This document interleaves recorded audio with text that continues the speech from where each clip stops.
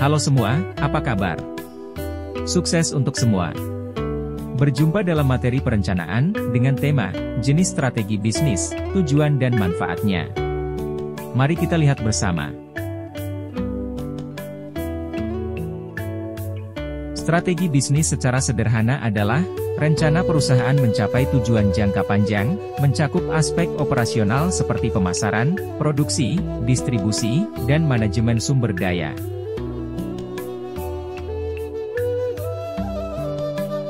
Pertama adalah strategi pertumbuhan. Strategi ini adalah pendekatan yang berfokus pada ekspansi. Strategi ini bisa melibatkan peningkatan pangsa pasar, pengembangan produk baru, atau bergabung dengan pesaing untuk memperluas pangsa pasar. Kemudian strategi stabilitas.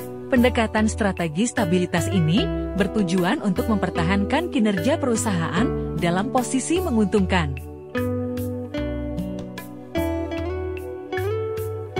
Contoh dari strategi stabilitas antara lain yaitu, mempertahankan pelayanan kepada customer, memperkuat posisi di pasar dan melindungi pangsa pasar dari ancaman eksternal.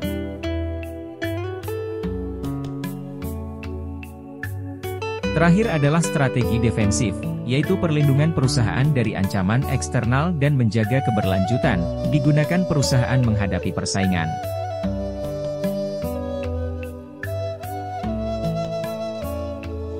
Contoh dari strategi defensif, yaitu, mengurangi biaya operasional untuk meningkatkan profitabilitas, atau melepas unit bisnis yang tidak menguntungkan maupun membatasi investasi baru.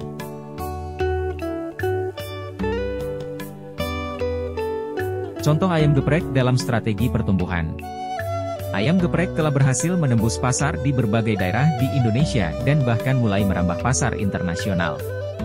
Faktor pendukung kepopuleran ayam geprek sangat didorong oleh tren makanan pedas yang digemari banyak orang di Indonesia. Tingkat kepedasan yang bisa disesuaikan dengan selera, membuat ayam geprek menarik bagi berbagai kalangan.